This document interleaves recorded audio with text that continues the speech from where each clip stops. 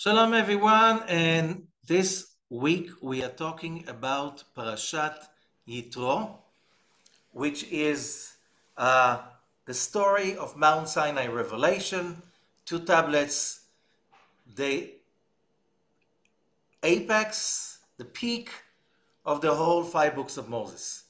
Okay, what's in it for us? What do we learn from this parasha about our own daily life today?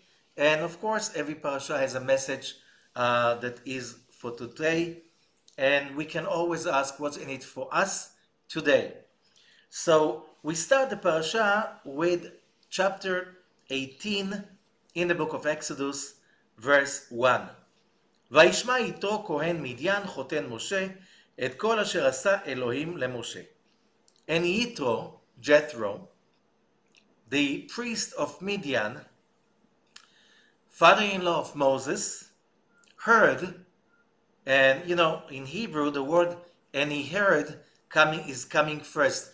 That's the beginning, the first word of the parasha, Vayishma, and he heard.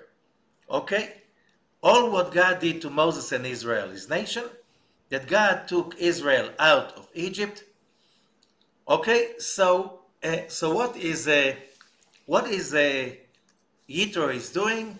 Is coming to Sinai to meet Moses. Now, why is that issue so important to open such a very powerful parasha, Mount Sinai revelation? This is when the law descends to the world for all of humanity, and let's say big part of humanity did not realize it those days, but today we do realize. If we just, if we're not shallow in just a consumption of information, we realize that we cannot explain modern humanity, modernism, creativity, science, and so on. I don't want to go into it right now, but and especially legal structure of a country without understanding Mount Sinai revelation. This is the basic. This is the foundation of everything. This is the foundation of Judaism, later on of Christianity, later on of Islam, and they affected the rest of the globe. So you can't find a corner almost on this planet that is not affected this way or another from this parasha, Parashat Yitro. Why starting the parasha and naming the parasha after someone who's not part of it? He came from outside. That's Yitro. And if we're going to read the Zohar, it makes it even more complex, more even perplexing.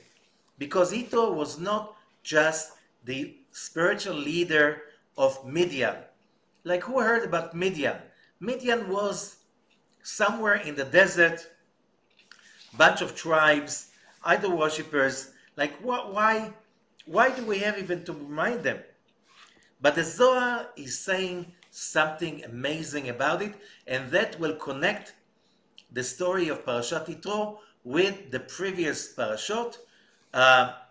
This is the fifth parasha of ShOVaVIM, the book of Exodus, and the whole story of redemption that every human being should go through yearly when we read those parashot, as we explained in the previous parashot. Okay, so the Zohar says these words.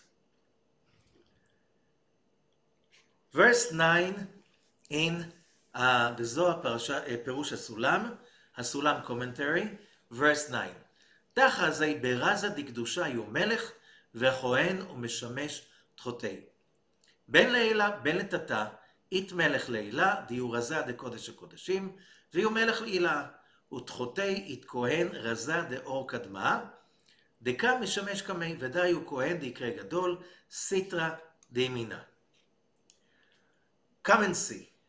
In the secret of the holiness, which means the realm of holiness, And you have to remember, the Zohar is talking here about a structure. The universe is structured. There is a big plan for the universe. The structure is very precise and mathematical, okay? And every creature, every item has a place in that structure. Later on, we'll learn about it as the tree of life, and therefore, when we have the revelation of Mount Sinai, we have those 10 what's known by mistake 10 commandments, but these are the manifestation of the tree of life, 10 sephirot, 10 emanations that they manifest in Genesis chapter 1 in the story of the creation. There are 10 sayings. This is the Jewish tradition, 10 sayings, which means you see God saying 10 times, and God said, let there be, which means the world was created by 10 sayings. Why is it so important? Because when we are talking about the creation of the universe was created in a very precise evolutionary process that took 10 main stages, 10 emanations, based on the 10 sephirot emanations of the tree of life. And what we see in front of us in this world is a result of that process of evolution, that every aspect of the creation is somehow connected to that branches of the tree of life. And why is it called the tree of life? Because whoever knows a little bit about math, modern math, there's a math of fractals, which means you can look at chaotic structures, but they look chaotic only because our eyes are not trained to see substructures that repeat themselves many times, and basically everything is really organized, although our brain cannot see the order. And that's modern science. It's also called the chaos theory by James Clerk. He was one of the fathers of this theory in math. Like you can forecast the weather using this mathematics and many other things. And what does it say? Although we cannot see order in the universe around us, it is very highly organized.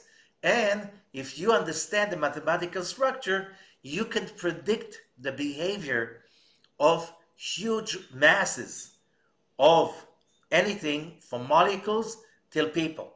Okay, this is very, I'm really apologizing in front of all the mathematicians. I don't want just to make it so shallow, but to get an idea that there is an order and there are structures in reality that repeat themselves the same way when you look at a tree after the fall and you see the branches and you realize the many patterns that repeat themselves, and you see them also in the roots of the tree and also in the delta of great rivers, or in the branchings of blood vessels in the human body or in other animals, and you see the same patterns of branching out. And therefore, the 10 sephirot are called the tree of life, because from those 10 sephirot, it is branching out to every aspect of the universe. Okay? So, when we bring Yitro over here, just before, as an introduction, before the greatest story of them all, the story of a whole nation having a revelation like never before and never after, that no human being ever experienced a revelation of that magnitude. Because, let us see, I'll explain later on about the revelation, but what do we need Yitro over here?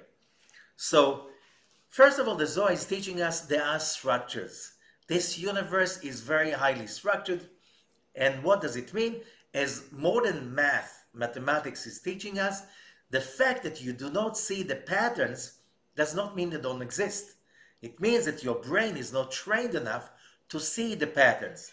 So people with a very highly developed state of professional analysis of the markets, mathematics, and all kinds of stuff like this, they have the ability to see the patterns, while people whose brain is not trained, they won't see it. They see just chaotic behavior, and people did study that topic. They see the order, and they see the evolutionary process, which means how one state evolves into another stage.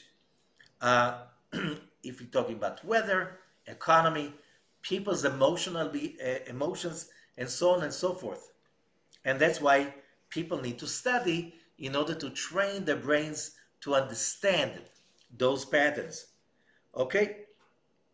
So it starts above and below. There is a king and there is a Kohen, a priest.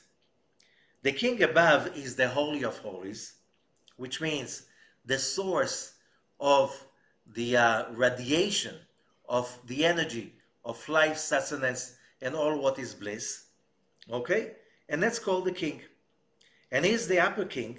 Underneath that king, you have always the priest, which is the original primordial light that shines from the original source, and that light is nourishing all of the creation. Okay? And that's called Sephirat Chesed. Sephirah, again, illumination of Chesed, loving kindness, which means if you want to understand the behavior, the forces, the behavior of reality, the evolutionary process of reality, what pushes reality, and where things are going to, you have to understand there is a king, which is the source of that endless light, and you have the priest, which is that light when it starts to emanate and sip into our reality. Then it's called the high priest. Okay, but also in the physical world, verse 10 in the Sulam commentary, also in the physical below world, there is also a king that is a king above everything below, and there is a Kohen that is serving him. And that's, so basically he explains you have a repetition of those patterns.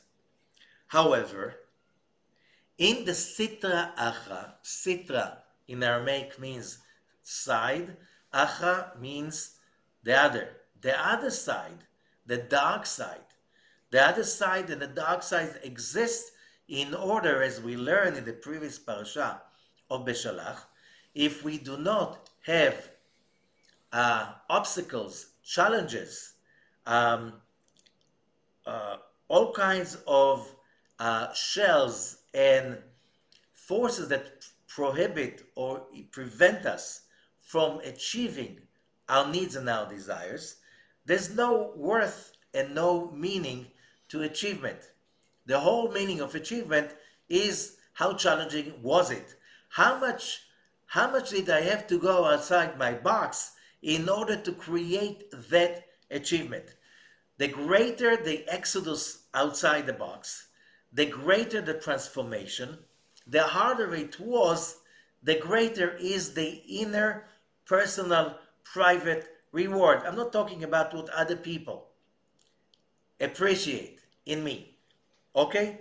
But what I receive, what I feel as a result of my hardship and my endeavors and hard work in order to achieve the impossible. Okay? So we need the dark side, we need the other side in order to be able to create, to be the creators, the owners, the source of all what we see is our life, our achievements, whatever is good in our lives. So we need the dark side to be there on the way. And the dark side, that is not the side of the holiness, is not holy. Because holiness, one of the major ways to understand holiness, in a simple terminology, holiness means flow. When something is holy, there is a flow. What does it mean? A flow of godly bliss in that particular area that is called holy. If it's a person, a place, whatever, there is a flow. If there's no flow, there's blockage, it's not holy. I think that if you check deep inside our definition of what is holy, you cannot be holy in the same time dark. You cannot be holy in the same time blocked. It's not impossible. It's not possible. Holiness means flow. It means circuitry. It means there's nothing to block the bliss and whatever is good. Now, but that's the side, the holy side.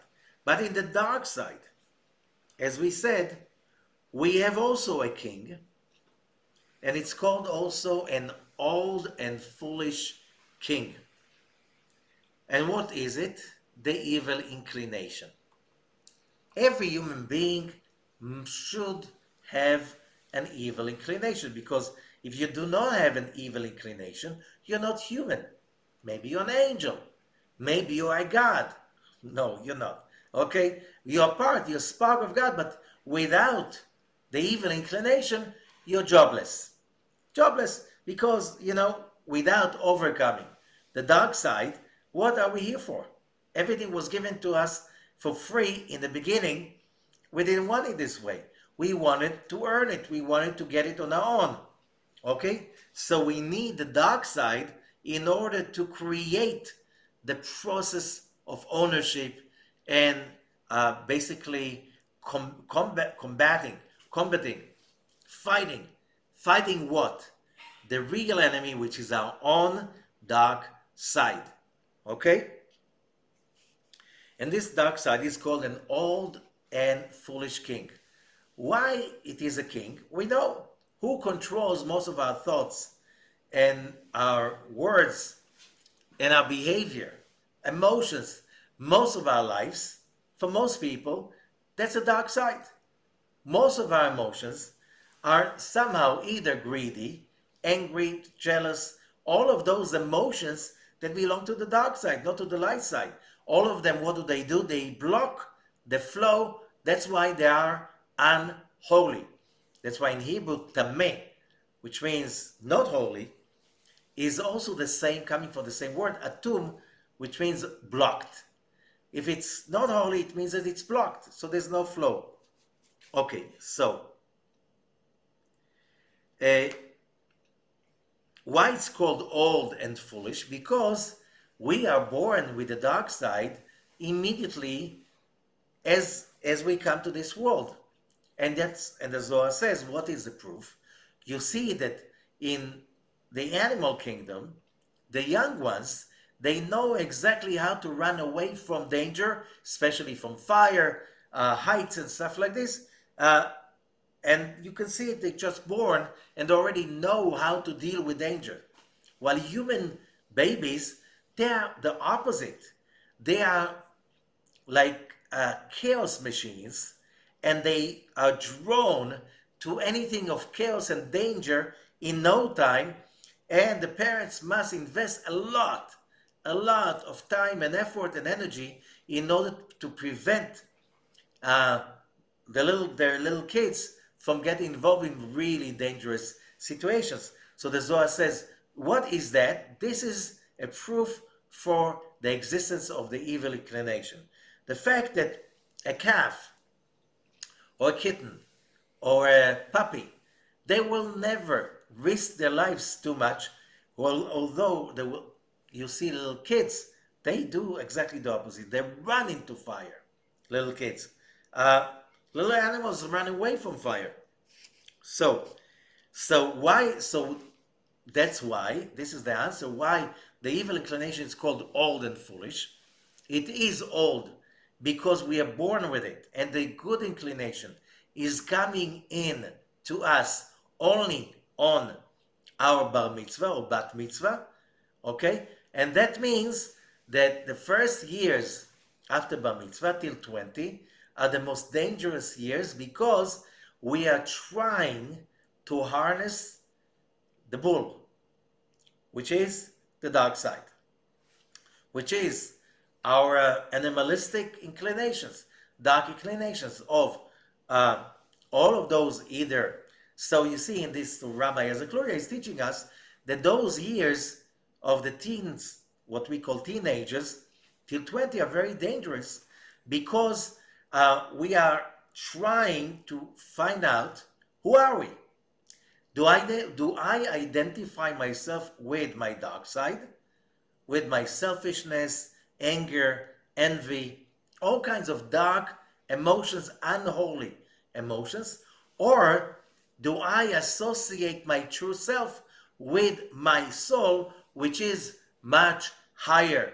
Emotions, ideas, thoughts, wants, desires, and do I allow or even empower those positive holy desires to overcome and harness the dark desires? And because this is very hard, which means it's like you ever saw a rodeo show, and this is a young ox, you're trying to ride it, the first time in his life, he's going crazy. Okay, he's not accustomed to yoke or a rider, and he does not accept it.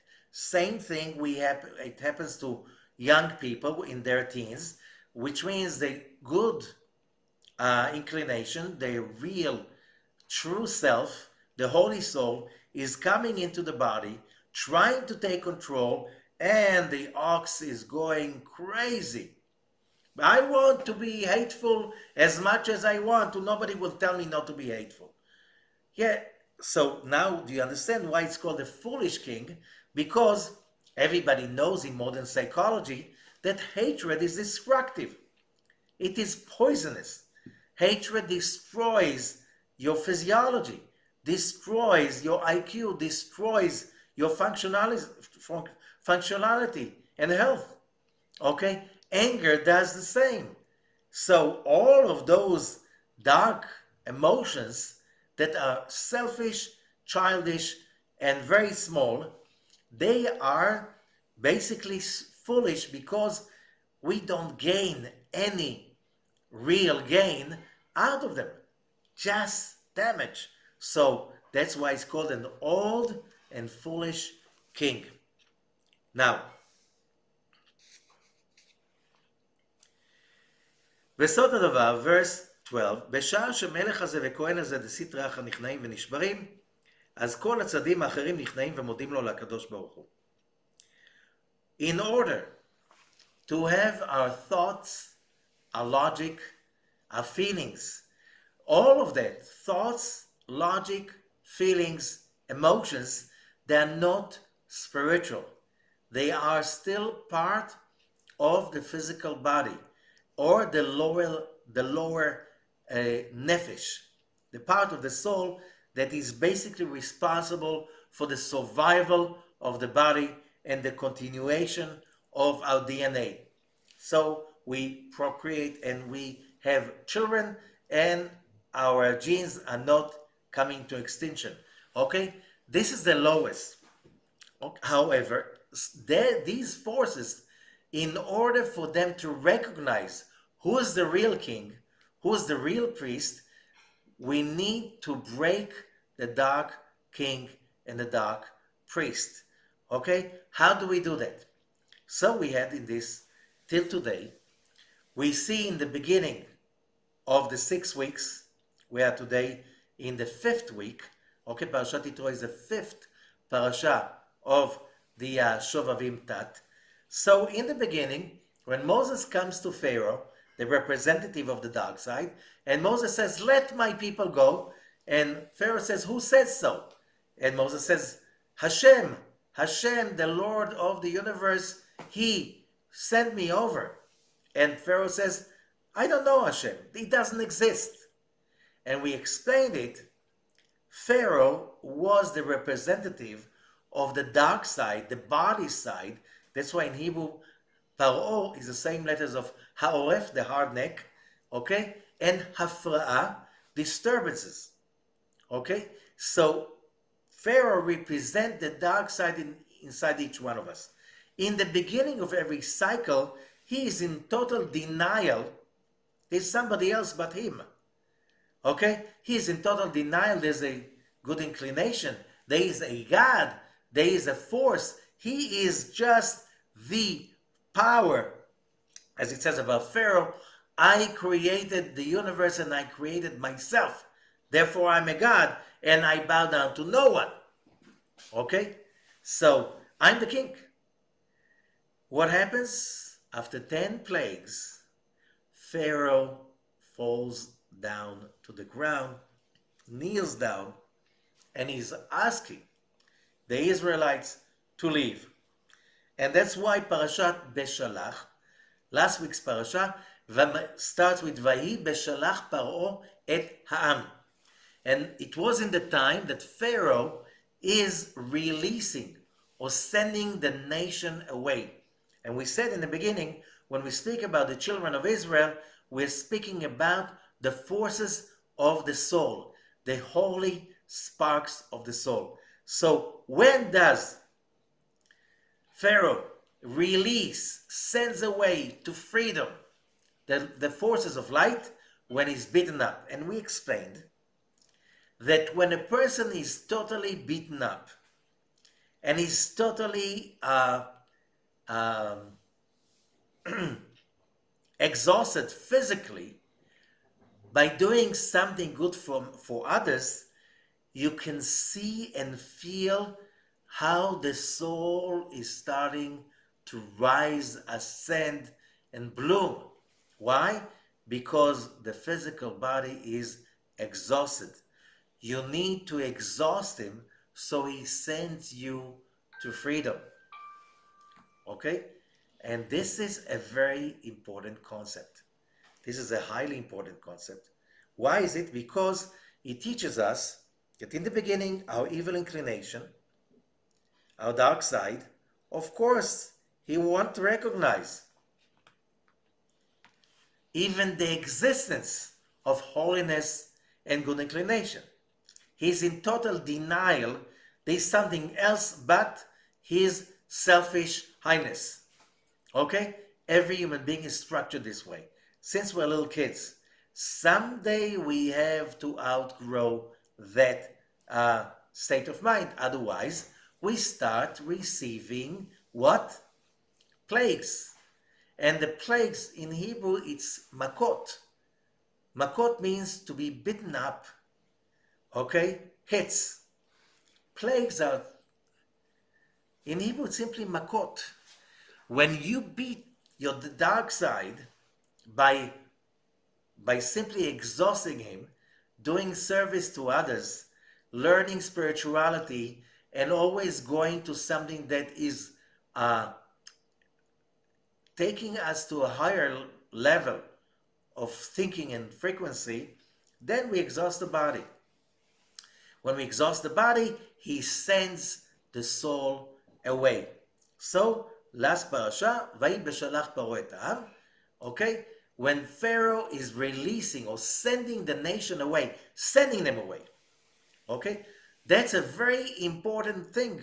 If you don't tire your body with always subjugating the body to do things of value, of a spiritual dimension, for others, for yourself, and so on, till your body is broken. This is the condition. When your body is fed and comfortable, whatever, he can't really rise to heights of spiritual growth. You're too comfortable. You're too comfortable. And spiritual, in Hebrew, the word ruach, ruchani, comes from active, conscious of pushing yourself beyond your means. Okay? That's to be spiritual. That's to be holy. Now we have another level. By the way, I just forgot, Parashat Bo, that is before Beshalach, speaks about coming into Pharaoh, which means the only way to destroy our own Pharaoh is to bring the light in it. You know, we can really tire up our body in the gym and do a lot of exercises, and the body is tired and our muscles are exploding and growing and so on, and we're not becoming more spiritual. Okay, that's not what I'm talking about. Is when we tiring our body while connecting to enlightenment. Only light that we draw through our actions of enlightenment can bring the light inside the body, inside Pharaoh, and that what finally makes Pharaoh crumble, and he sends the people away. But here, says the Zohar, there's another level. The next level, that was last week's Parasha, Parashat Beshalach, is when Pharaoh, the body consciousness, is sending the soul to freedom. Leave me alone, I can't stand that. Just do whatever you want. Okay? Okay, verse 12 here is another level, a higher level. סוד הדבר, בשעה שמלך הזה וכהן הזה, when that king and that Kohen, priest, of the dark side, נכנעים ונשברים, are broken and subjugated, okay, then all the other sides turn to God. Okay, as we said, what are the other sides? We have all kinds of bodily needs that either they are connected to the dark side and it's coming with selfishness and materialism, or they're coming with holiness and awareness to something greater than just doing the necessary things a human being must do. Okay, so how do we get them aligned with holiness? We have to bring the priest and the king to be not just to be broken, but also to convert them. Remember, we spoke about in last parasha, Parashat Beshalach, all the darkness and all the left column, which means the negativity, we're not supposed to eliminate them. We're supposed to transform them. Okay? So when we say Vayishma Yitro, and Yitro finally heard, most people don't hear. You tell them, if what you tell them is not exactly their cup of tea, it's not what they are accustomed to, they simply ignore it, reject it, or they don't even understand what is being told to them. Okay, so then that's what he's saying. When they are broken down, those forces, and they are being transformed into the light, into the holiness, this is the great, let's say, result we are all looking for. What does that mean? If Yitro, and the Zohar is saying Yitro was not just a high priest, he was known around the world as a person of truth. He did not leave a wisdom that did not try to practice in order to find what's the best way to connect to powers. So when somebody that has that fame, that he tried any idol worshipping, witchcraft, which means there were the legitimate ways to connect to the above, to connect to the world beyond. Dark forces, dark magic, witchcraft, and idol worshipping, they had powers, real, true powers. Yitro tried all of them just to be aware. And so when somebody asks him, why are you doing that? He says, because I tried everything and that's the best for me. When a person like this, that is because of that, known as the most famous high priest in the world of the dark side, and when he hears, which means he hears whatever happens without any judgment, he simply hears and he says, that's amazing, I must be part of it. And he comes to Moses, to Mount Sinai, to acknowledge, to thank God for all that window that was open to humanity from now on till the end of eternity. Okay? When Jethro is doing that, when Yitro is doing that, this is an elevation like never before. Why? Because we are not here just to connect to the light side. We're here to convert the dark side and to turn him kosher again, because he was kosher in the beginning. We have to leave him the way he is. However, we have to turn him around so he is now kosher, which means he's flowing with the holiness and not with the dark side.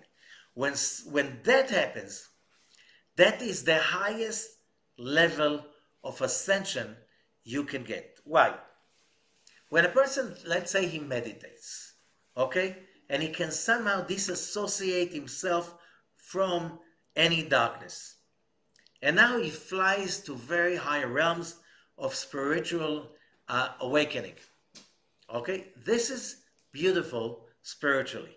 However, modern scientific research shows when you harness those parts in the brain that are associated with the lowest inflammatory emotions, like anger, like lust, passion, all of that stuff, when you associate those forces with the holiness, which means you elevate them to the holiness, the power of enlightenment that is going to reveal is close and almost, and maybe is, prophecy.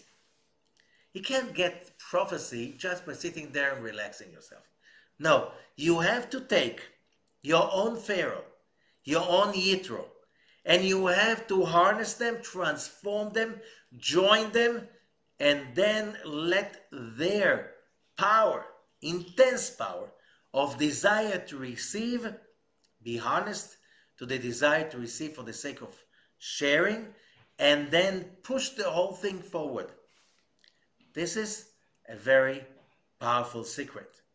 And therefore, the Parasha of Yitro starts with the story of Yitro, because in order to achieve such an enlightenment like the Israelites achieved on Mount Sinai, you had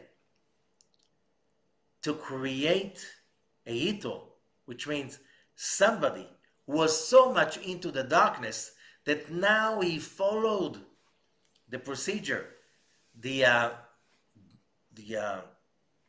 story of the Exodus, and he's astounded. He's excited about it. He's in awe, and he wants to be part of it. Which means, what does he say?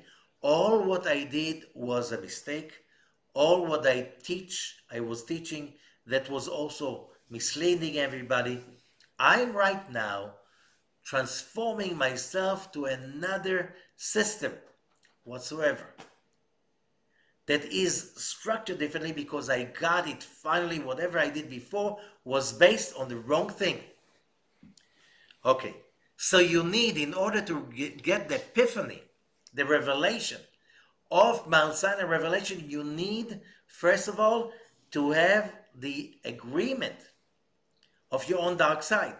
How do I have the agreement? Transform it. You can transform it. You don't just, you can, you should. You have no other choice. Okay? So this is the beginning in Parashat Yitro.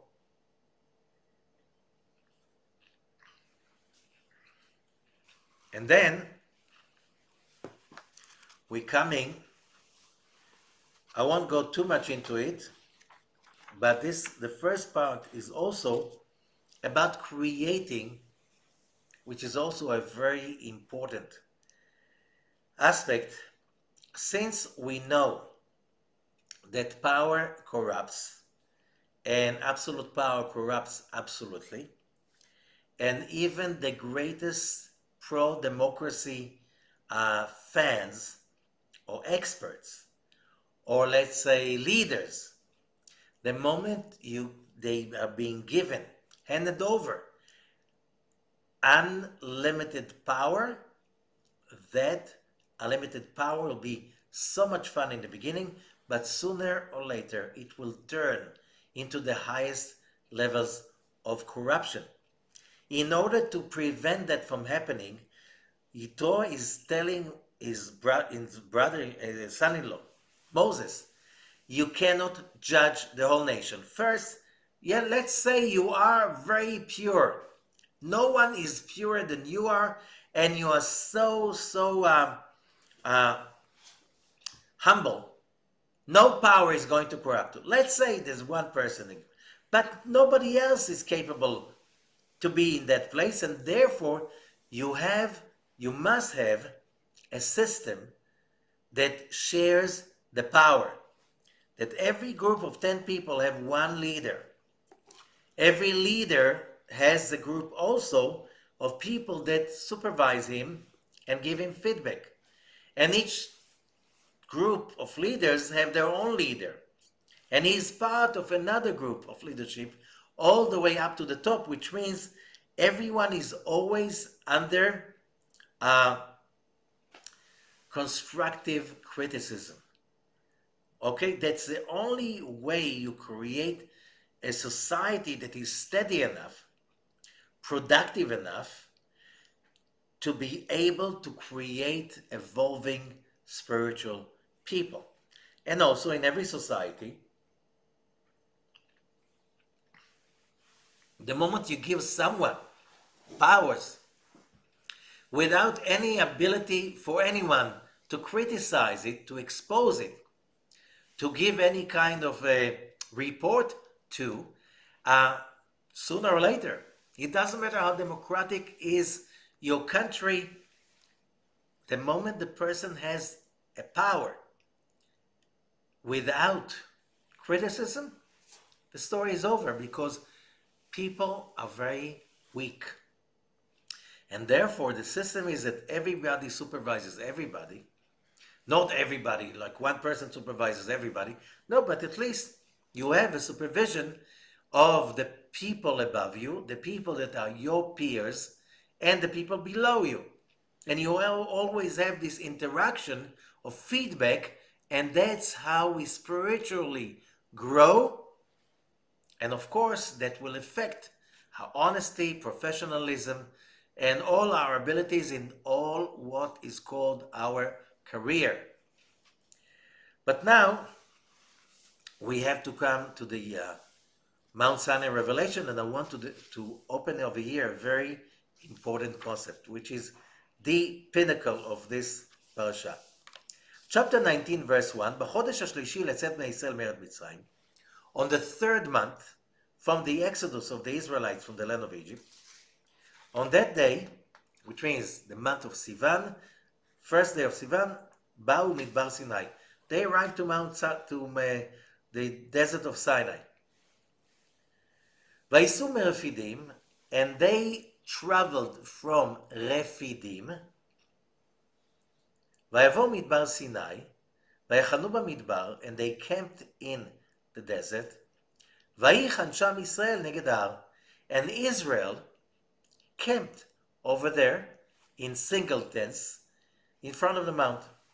In Hebrew, not like in English, when you say that a whole bunch of people camped is vayachanu, when it's a single person, vayichan.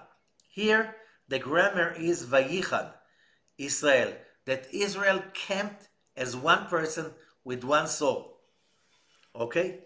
And how could that happen? Only when you create a just society in which people really live under transparency, and therefore they are ready to work for you because they know if they don't serve you, you want to elect them for the job the next lifetime.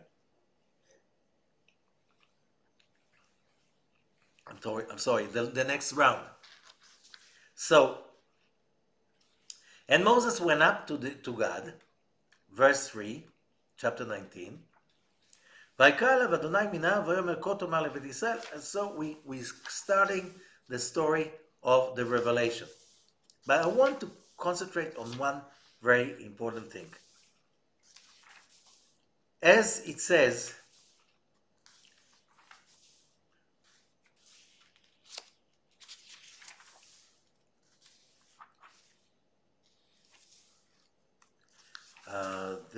is in chapter 20, verse 1. וידבר אלוהים את כל הדברים האלה לאמור.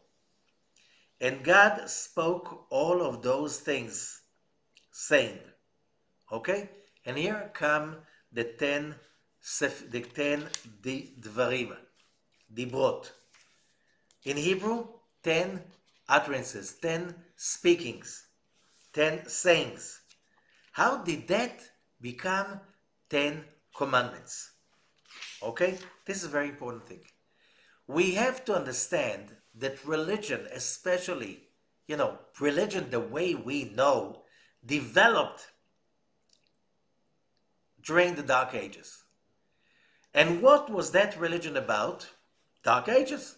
Which means they translated עשרת הדברים, the 10 sayings, into עשרת הציוויים, the 10 commandments. While the Mishnah, the Talmud, the Zohar insist that doing things out of this is God's order, this is idol worshipping. Idol worshipping? I'm doing it for God. Why, you never heard about people in the name of God doing huge atrocities? Is that new to you?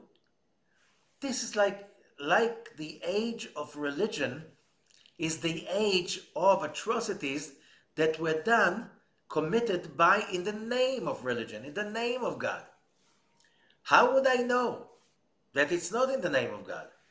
And the answer is, when we learn about what we just read right now, in order to be able to experience the Mount Sinai revelation, we had to be there in one heart, in one body, which means all totally united. This cannot happen if you hate each other. Only when there's a real unconditional love among people. That was the condition for the Mount Sinai revelation. This is the condition of the functioning of every society, which means I'm ready to love the person in front of me because that is a mission. This is my mean to connect, a mean, a way, a tool to connect to the greater existence. Why is that important? It is important because the religion of the Dark Ages was very dark. It was very much against all the rules that we learn in Kabbalah, in Judaism. Although a lot of Jews also following till today the Dark Ages religion. And what does it mean? Follow. Obey your commands. God's commands. God commanded, you're not going to do it fully. Who are you? So you have to keep low and obey and simply feel that there are commandments and you are subjugated under those commandments. But we have a little problem in this story. There are no commandments. It doesn't say commandment anywhere in the Hebrew. When it's being mentioned in Parashat Vayikra, tzav, that's commandment in Hebrew, then it says, all the commentators are saying, when you do something out of commandment, that's idol worshipping. Which means,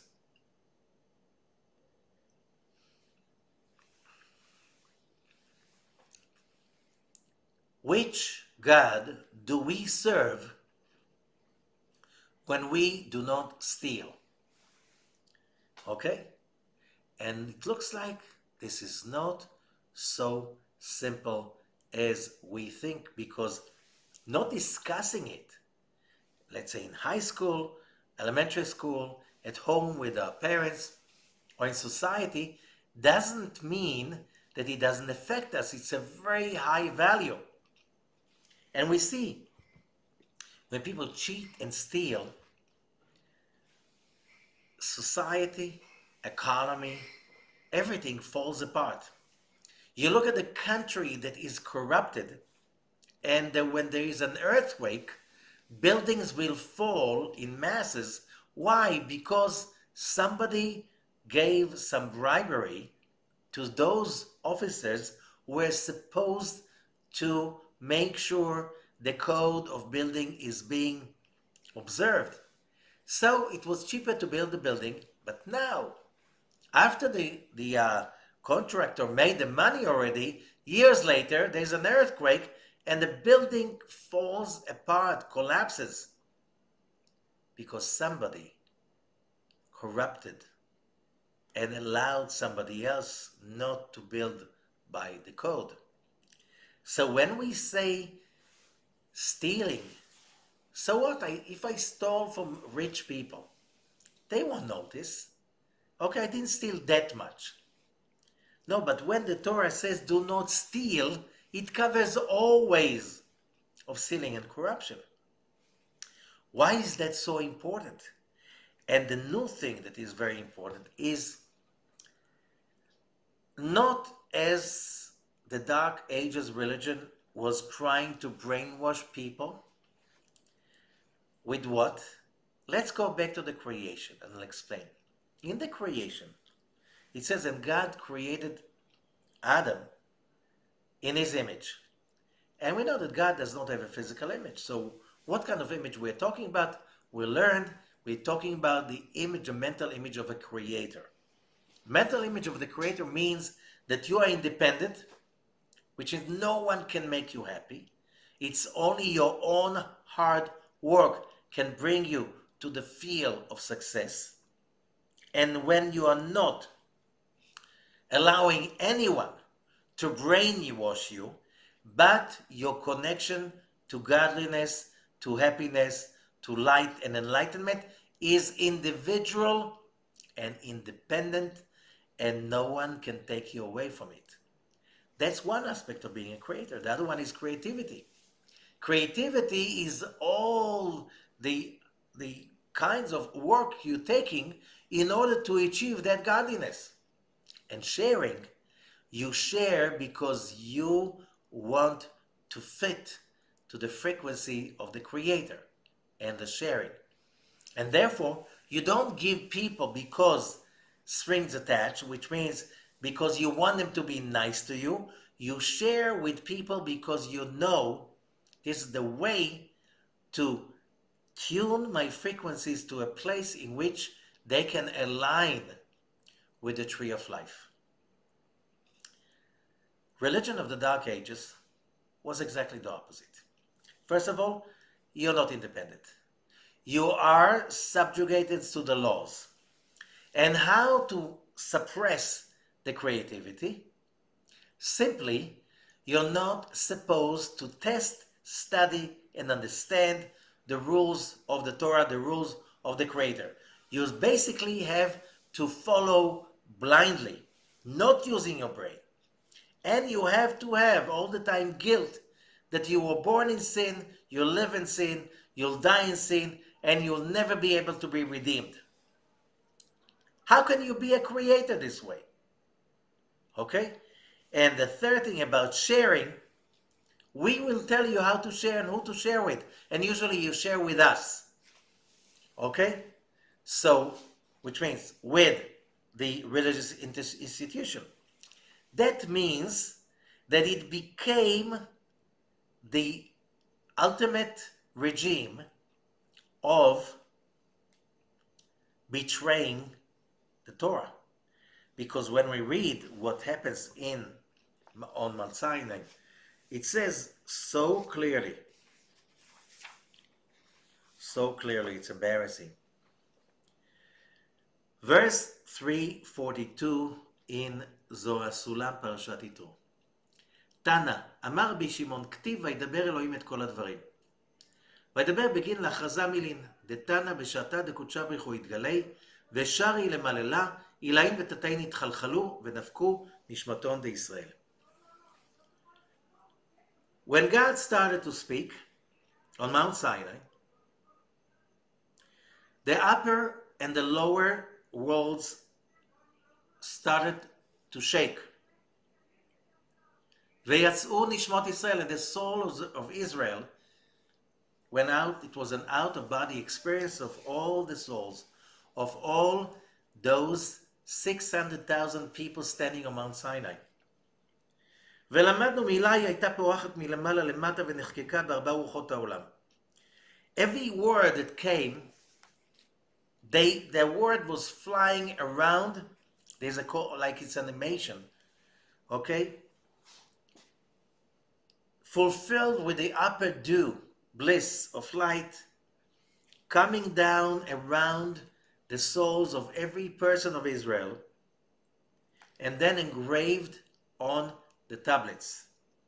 And then says the Zohar, Amar Rabbi Shimon said, Kol milah v'milah הייתה מלאה באלוהים. Every word had so many reasons and commentaries where he says that there were 600,000 people on Mount Sinai. Everybody heard the Torah. Each one heard something else and everybody's right. Which means every soul experienced the revelation according to its own ability, creativity, and structure. That's basically the description of a fractal or any kind of a multi-structured system that basically experience energy, light, whatever, in each particle is experienced differently according to its place in the whole. בשעה שמילה היא הייתה יוצאת נראית כאחת, verse 345. When the words were coming from above, they flew around and then they had a certain revelation.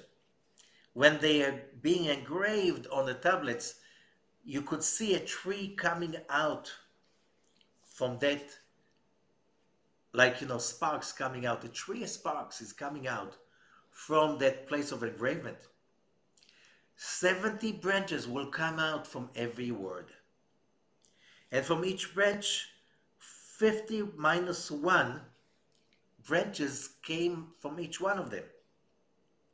It's like hitting on the rock with a hammer, and you see all the sparks coming out, branching around. Basically, what the Zohar continues, וכל הדורות שלכם כולם נזדמנו שם וכולם קיבלו התורה בסיני. And all the generations, all the souls really, even the ones who were not in a body at the time, could be me, you, all of us, who have been there on Mount Sinai experiencing that same experience. And what did we see there? And the Zohar says we saw all the rules of the universe. We saw all the programming, the matrix of the universe, the cause and effect rules, the process of evolution, when you start with something and how does it go with that intention, and exactly what creates what and how our actions create our destiny. Are we talking about commandments? Commandments are exactly the opposite. We're talking here about revelation and acceptance out of not just understanding, but the full immersion into realizing that all of these laws that are in the Torah, they're basically not laws that someone with a whim sitting up in heaven, and he decided to test us, so he gave us all kind of whimsical, not comfortable, unexplained rules. During the Dark Ages, that was the religion, either in Judaism, in Islam, or Christianity. The biggest religion, it was about taking from the person his own godly feature. You're not a creator. You are being commanded, and therefore, you can hear 10 commandments, 10 commandments, 10 commandments. It's a lie. There were never, the word commandments does not appear over there. Sayings. And as Rabbi Shimon is saying, these are advices for the person to complete his soul. When we are talking about the way the Zohar described Mount Sinai revelation, we realize how we've been misled, manipulated for thousands of years to believe that we have no free will, no power, no empowerment to seize our own destiny, to have our own say. No, you're being trained from childhood just to be commanded, obey without asking questions. What if it doesn't look right? Right. Oh, God will punish you because you are questioning. This is not the way you create a functional society. Why? When people feel this subconsciously that their society is not just, that they are being manipulated, that they are being used, they are being abused, that people with power abuse their power and they take from us instead of serving us. You don't want to serve systems like this. So you see that functionality, productivity of dictatorships all around the world, all along history, is really in doubt. It's not. Usually they have a very, very simple rule that all dictatorships, the more cruel and abusive they are, the more short-lived they will become. While we realize in the last 2 centuries, 250 years, when democracies started to be created, true democracies, okay, Greece was not a democracy. Greece was few hundred rich, privileged people that lived off the backs of thousands of slaves that had no human rights. So don't tell me that Greece, the ancient Greece, was a democracy. They were playing with democracy like today.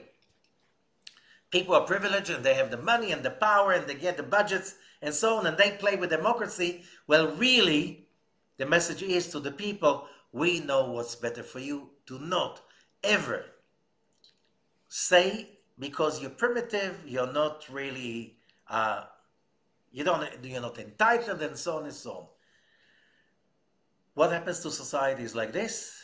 People do not produce, and there's not enough order because people don't feel, why do I have to obey the rules if I understand that all the rules were made in order to rob me, abuse me, and steal my rights, my money, and whatever assets that I generate. So people do not create, and countries like this usually fall apart. See the history of communism. In the name of equality, you take people's rights away, and all communist countries basically fell apart because people had no incentive to produce. Why? If everything you produce, somebody else is taking away. When privileged people in the top, they live like kings, and the rest of the people standing in line for food, and that in every communist socialist regime, it always happened, you realize that that's not really working. When you think that you can tell people what's right because the people are not talented enough to know what's good for them. On the other hand, here, the whole concept of Mount Sinai revelation is about people accepting the law because they know in transparency, complete transparency, what every law is about. What is it good for? When you transgress that law, what happens in the universe? When the nation of Israel said, Na'aseh v'nishma, we'll do and we'll listen. Yes, the Talmud said, it's like we were coerced to do it. Why? When you see all the reasoning, can you say no? When you understand clearly the rules of electricity, and you're being told not to put your finger in the socket, do you think that this is abusive? That somebody is trying to manipulate you? No, you know exactly what happens when you put your finger in the socket. And therefore you won't do it. You don't need somebody to tell you not to do it. You're not feeling abused. You're doing it out of choice. This is the basic law that later on all constitutions in the modern world are coming from. The law that said that every human being has its own right for his happiness, property, and nobody, even the king or the rulers or the privileged or whoever is smarter, has the right to take anything from any layperson. This is basically what Yitro is about. And Parashat Yitro is about that understanding that when we come to this world and we understand the fact that we do not know what to do and we feel confused is not because there's a God that has whims and I don't understand God. It's because I do not understand the rules. And the more I understand and learn the rules, like, you want to be successful in any system, you need to know the legal aspect of that system. Economy, you have to know the legality of the economy, because otherwise you're going to make mistakes. So when you make mistakes, you blame God? No, you blame yourself. You take responsibility. Said, I made the mistake because I did not know exactly the rules. Either I learn them or I take lawyers or accountants. They will help me to set my new venture properly so I do not mess up with the law. So it's not God's fault. It's my own lack of preparation. This is very important. If you study that and you understand what I just said, basically, the Zohar is explaining your life is going to be so much better. Instead of, it's like some people, again, dark ages side. If God is whimsical and he has commandments, so I'm entitled to hate him and to be upset about him because I don't understand what he's doing. Totally untrue. Not knowing the law does not give you an exemption. And therefore, you have to study the law. And that's what this parasha is about. There are the laws. The laws are there in the Torah. The more you put yourself in the Torah and you study, you understand the laws, you understand how to get what you need without getting involved with all unnecessary troubles. And it's not a commandment. It's wisdom. It's advices. These are tools of understanding how this universe functions so we can achieve our goals with less pain, mistakes, and suffering. Thank you, and have a great, great, successful week and life, knowing and learning those concepts.